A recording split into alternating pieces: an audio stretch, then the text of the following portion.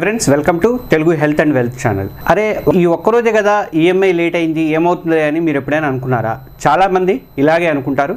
కానీ ఆ ఒక్కరోజే మీ ఆర్థిక భవిష్యత్తుని తలకిందులు చేయగలిగినటువంటి ఒక ప్రమాదకరమైన కౌంట్ డౌన్ని మొదలు పెడుతుందన్నమాట. మీరు ఈఎంఐ కట్టాల్సినటువంటి డేట్ దాటిన మరుక్షణం నుంచే అసలు కథ అనేది మొదలవుతుంది.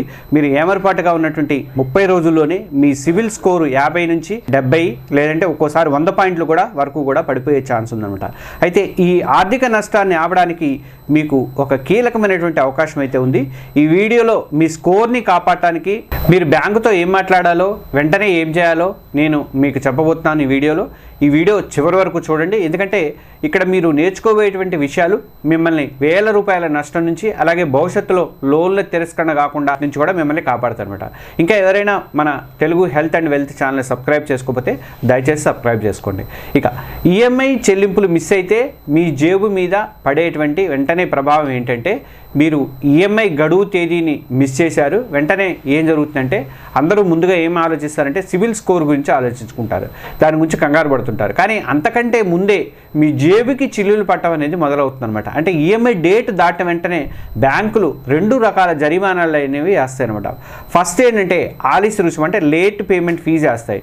ఇది మీరు కట్టాల్సినటువంటి ఈఎంఐలో 1% నుంచి 2% వరకు కూడా ఉంటుందన్నమాట. అంటే మీరు ఈఎంఐ 20,000 రూపాయలు అయిందనుకోండి, వెంటనే 200 రూపాయల నుంచి 400 రూపాయల వరకు ఫైన్ అయితే పడుతుంది. రెండవది ఏంటంటే ఇంకాస్త ప్రమాదమైంది ఏంటంటే జరిమానా, పెనాల్టీ ఇంట్రెస్ట్ పడుతుంది.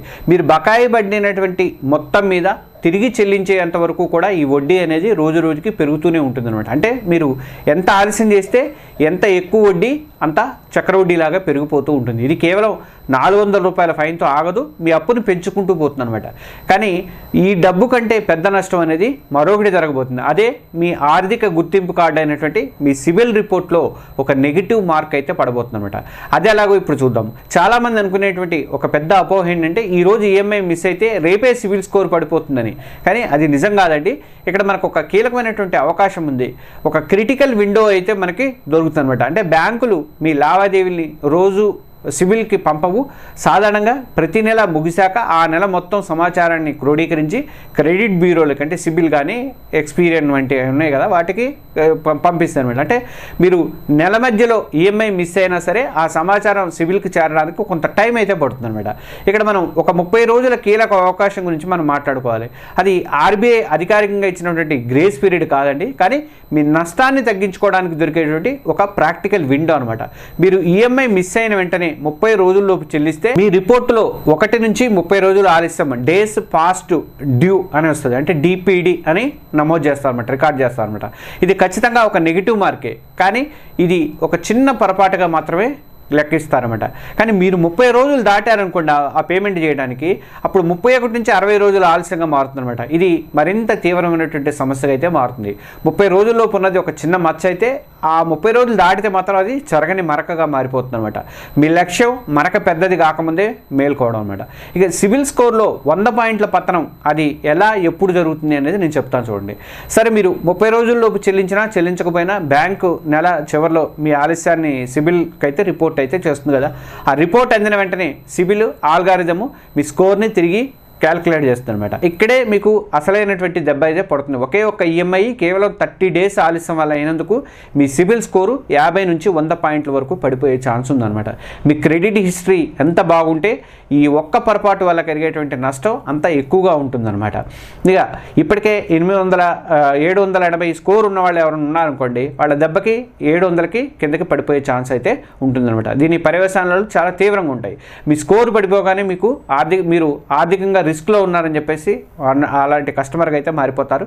ఫస్ట్ ఏంటంటే భవిష్యత్తులో లోన్లకి అధిక వడ్డీ చెల్లించాల్సి వస్తుంది. అంటే మీరు తక్కువ స్కోరింగ్ ఉందనుకోండి, మీకు సిబిల్ స్కోరు, అప్పుడు హోమ్ లోన్ కానీ లేకపోతే ఇతర లోన్లకి వెళ్ళినప్పుడు 0.5 నుంచి 1% ఎక్కువ వడ్డీ పడే అవకాశాలు అయితే ఉన్నమాట. ఇక పర్సనల్ లోన్కి అయితే వాడి ఇష్టం అనమాట. ఇక 30 లక్షల లోన్ మీద మీరు 20 ఏళ్లకు ఇది లక్షల రూపాయల తేడా అయితే చూపిస్తుంది అనమాట. రెండోది ఏంటంటే లోన్ అంటే క్రెడిట్ కార్డ్ రిజెక్ట్ అవుతుంది. ఎమర్జెన్సీకి మీరు పర్సనల్ లోన్ కావాలన్నా కానీ కొత్త క్రెడిట్ కార్డుల మీద అప్లై చేసినా కానీ మీ అప్లికేషన్ రిజెక్ట్ అయ్యే ఛాన్స్ ఉందన్నమాట. మూడోది ఏంటంటే ఇప్పటివరకు ఉన్న లోన్ల మీద ప్రభావం పడుతుంది. కొన్ని బ్యాంకులు ఏంటంటే మీ క్రెడిట్ ప్రొఫైల్ బలహీనపడితే మీ ప్రస్తుత క్రెడిట్ లిమిట్లను తగ్గించే ఛాన్సెస్ కూడా ఉంటాయన్నమాట. ఈ సమాచారం మీకు ఉపయోగకరంగా అనిపిస్తే మాత్రం ఇప్పుడే ఆ కింద ఉన్నటువంటి లైక్ బటన్ కొట్టండి. అలాగే మీలాంటి వాళ్ళకి సహాయపడుతుంది కాబట్టి మీరు కంపల్సరీగా దీన్ని మీ ఫ్రెండ్స్కి వాళ్ళకి షేర్ చేయండి. ఇప్పుడు అసలు విషయానికి వద్దాం. ఈ నష్టాన్ని నివారించడానికి ఆ 30 రోజుల విండోలో మీరు బ్యాంకుతో ఏం మాట్లాడాలి, పరిష్కారం ఏంటి అంటే బ్యాంకుతో అసలు ఎలా మాట్లాడాలో చెప్తాను చూడండి. గుర్తుపెట్టుకోండి, ఈఎంఐ మిస్ అయిన తర్వాత మౌనంగా ఉండటం కంటే మీరు చేయగలిగినటువంటి అతిపెద్ద తప్పు మౌనంగా ఉండటం అనేది. మీరు వెంటనే రంగంలోకి దిగాలి. ఫస్ట్ స్టెప్ ఏంటంటే వెంటనే రియాక్ట్ అవ్వండి. ఈఎంఐ డేట్ దాటిన తర్వాత తెల్లారే మీ బ్యాంక్ బ్రాంచ్కి వెళ్ళండి, లేదంటే కస్టమర్ కేర్కి కాల్ చేయండి. సెకండ్ స్టెప్ ఏంటంటే నిజాయితీగా బాధ్యతాయుతంగా మాట్లాడండి. ఇక్కడ మాయమాటలు చెప్పడం కాదు, మీ పరిస్థితిని సరిగ్గా కరెక్ట్గా వివరించి బాధ్యత తీసుకోవడం అనేది చాలా ముఖ్యం అన్నమాట. మీరు ఎట్లా మాట్లాడాలని చెప్తా చూడండి. నమస్కారం అండి, నా లోన్ అకౌంట్ పలానా నెంబరు దురదృష్టవశాత్తు నేను పలానా కారణంతో నేను చేయలేకపోయాను. ఉదాహరణకు అనుకొని ఏదో కుటుంబ వైద్య ఖర్చులు వచ్చినాయి, లేదా జీతం ఏమో ఆలస్యంగా పడింది, ఇలాంటివి చెప్తాము. ఈ నెల ఈఎంఐ గడువు టైంకి చెల్లించలేదండి అని చెప్పేసి అప్పుడు మీరు చెప్పిన తర్వాత పరిష్కారం వైపు వెళ్ళండి. నేను నా పొరపాటును అర్థం చేసుకున్నా, ఫైన్తో సహా పూర్తి ఈఎంఐ కట్టడానికి నేను చెల్లించడానికి రెడీగా ఉన్నా, దయచేసి ఎట్లా చెల్లించాలో చెప్పండి అని చెప్పి వాళ్ళని అడగండి. చివరికి మీ ఆందోళన కూడా మర్యాదగా తెలియజేయండి అనమాట. అంటే మీ రీపేమెంట్ హిస్టరీ ఇప్పటివరకు చాలా బాగుంది నాది, ఇది ఫస్ట్ టైం జరిగినటువంటి మిస్టేక్, ఈ ఒక్క ఆలస్యం నా క్రెడిట్ రిపోర్ట్ మీద ప్రభావం చూపుతుందని నాకు అనిపిస్తుంది. అయినా సరే నా వైపు నుంచి బాధ్యతాయుతంగా వెంటనే చెల్లిస్తున్నాం కాబట్టి దీన్ని లెక్కలోకి తీసుకుంటారు మీరు అని చెప్పేసి పరిగణలోకి తీసుకుంటారు అని చెప్పి అనుకుంటున్నా అని చెప్పి మాట్లాడండి. ఇలా ఎందుకు మాట్లాడాలంటే మీరు ప్రాబ్లంను దాటవేయడం లేదు, బాధ్యత తీసుకుంటున్నారు అని చెప్పేసి బ్యాంకుకి అర్థమవుతుంది అనమాట. మీరు వెంటనే చెల్లించడానికి రెడీగా ఉన్నారని తెలియజేయడం అనమాట. ఇది మీరు ఉద్దేశపూర్వకంగా డిఫాల్టర్ కాదని చెప్పేసి మిమ్మల్ని ప్రూవ్ చేస్తున్నట. ఇది సివిల్ రిపోర్టింగ్ని ఆపకపోయినా కానీ బ్యాంకుతో మీ సంబంధాన్ని కాపాడటానికి అవకాశం ఉంటుంది అనమాట. ఇక నష్ట నివారణ ఇంకా పునరుద్ధరణ అంటే బ్యాంకుతో మీరు మాట్లాడిన తర్వాత వెంటనే ఆలస్య రుసుము అంటే ఫైన్తో సహా ఈఎంఐ అయితే పే చేసేయండి. కానీ కథ ఇక్కడితో అయిపోలేదు. మీ స్కోర్ ఇప్పటికే కొంత దెబ్బతిని ఉంటుంది. దాన్ని తిరిగి ఎలా నిర్మించుకోవాలంటే ఇక్కడ నుంచి నెంబర్ 1 క్రమశిక్షణతో కూడినటువంటి చెల్లింపులు. రాబోయే 6 నెలల నుంచి ఏడాది వరకు కూడా ఒక్క ఈఎంఐ కూడా ఒక్కరోజు కూడా ఆలస్యం కాకుండా పేమెంట్ చేయండి. సరైన టైంకి చెల్లింపులు చేయడం ద్వారా మీరు తిరిగి మళ్ళీ ఆర్థికంగా స్థిరంగా ఉన్నారు అని చెప్పేసి బ్యూరోలకి ఇండికేషన్ వెళ్తుందన్నమాట. ఇక రెండోది ఏంటంటే క్రెడిట్ రిపోర్ట్ని తనిఖీ చేసుకోండి. ఈఎంఐ చెల్లించిన 45 నుంచి 60 రోజుల తర్వాత మీ సిబిల్ రిపోర్ట్ని డౌన్లోడ్ చేసుకొని బకాయి క్లియర్ అయిందో లేదో నిర్ధారణ అయితే చేసుకోండి. ఇక మూడోది ఏంటంటే సహనంగా ఉండండి. మీ స్కోర్ ఒక్క రాత్రిలో పెరగదు. దెబ్బతిన్నటువంటి స్కోర్ని తిరిగి 750+ స్థాయికి తీసుకురావాలంటే మీకు కనీసం 6 నెలల నుంచి ఏడాది వరకు కూడా పట్టే ఛాన్స్ ఉంది.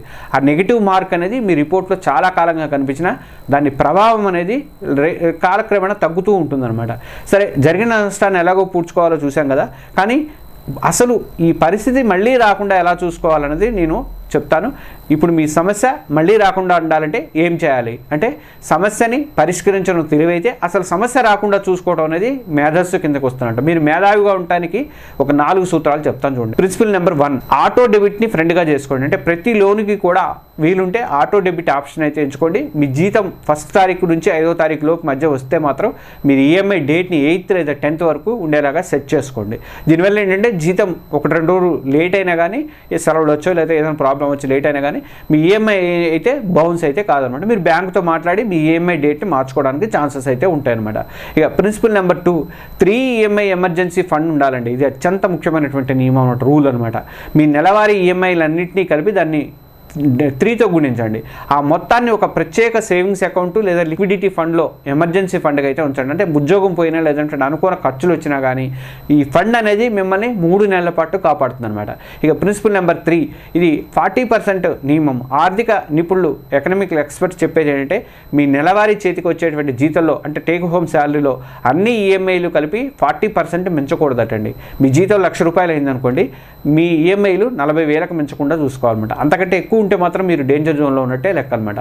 ఇక ప్రిన్సిపల్ నెంబర్ 4, రిమైండర్లు పెట్టుకోండి. రిమైండర్లు సెట్ చేసుకోండి. టెక్నాలజీని వాడుకోండి. మీ ఫోన్లో ప్రతి ఈఎంఐ గడువు తేదీకి ముందు 2 రోజుల ముందుగా మీరు అలారం కానీ లేదంటే క్యాలెండర్ కానీ రిమైండర్ పెట్టుకోండి. ఇది చాలా చిన్న విషయం అనిపించినా కానీ చాలా సక్సెస్ఫుల్గా పనిచేస్తుంది. మీరు ఇంకోటి ఏంటంటే క్రెడ్ అని ఒక యాప్ ఉంటుందండి, నేను చాలా రోజుల నుంచి వాడుతున్నాను. ఇది క్రెడ్ అని ఒక యాప్ ఉంటుంది. ఆ క్రెడ్ యాప్ని మీరు డౌన్లోడ్, నేను కింద ఇది ఇస్తాను, దానికి లింక్ ఇస్తాను. మీరు ఎవరైనా ఈఎంఐలు ఇట్లాంటివి కడుతున్నా, క్రెడిట్ కార్డులు కడుతున్నా, ఏమైనా చేస్తున్నా కానీ దాంట్లో ఇస్తే దానికి ఈ యాక్సెస్ ఇస్తే అది మనకు గుర్తు చేస్తుంది, కంపల్సరీ మెసేజ్లు పంపుతుంది, మనకి ఏదో రకంగా మనకు గుర్తు చేస్తూ ఉంటుంది.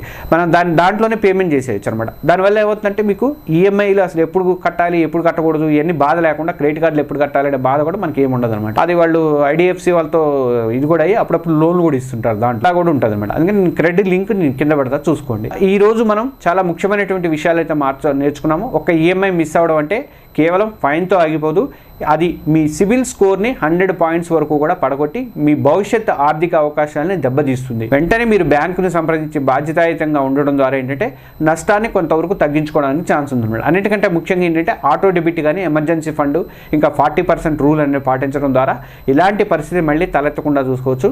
ఈ వీడియోని మీ ఫ్రెండ్స్, మీ కుటుంబ సభ్యులతో వాట్సాప్లో షేర్ చేయండి. ఈ ఒక్క షేరింగ్ అనేది భవిష్యత్తులో వాళ్ళ ఆర్థిక నష్టం నుంచి వాళ్ళని కాపాడటానికి అవకాశం ఉంటుంది. ఇలాంటి మరిన్ని ఫైనాన్షియల్ హెల్త్ వీడియోల కోసం అని చెప్పేసి మన తెలుగు హెల్త్ అండ్ వెల్త్ ఛానల్ని సబ్స్క్రైబ్ చేసుకోండి. ప్రతిరోజు 7 గంటలకి పోస్ట్ అవుతూ ఉంటుంది, మర్చిపోవద్దు. అలాగే ఆ పక్కన ఉన్నటువంటి బెల్ ఐకాన్ కూడా నొక్కండి, మర్చిపోవద్దు. దాన్ని కూడా గుర్తుపెట్టుకోండి. మీ సివిల్ స్కోర్ కేవలం ఒక నెంబర్ కాదు, అది మీ ఆర్థిక భవిష్యత్తుకి కీ లాంటిది.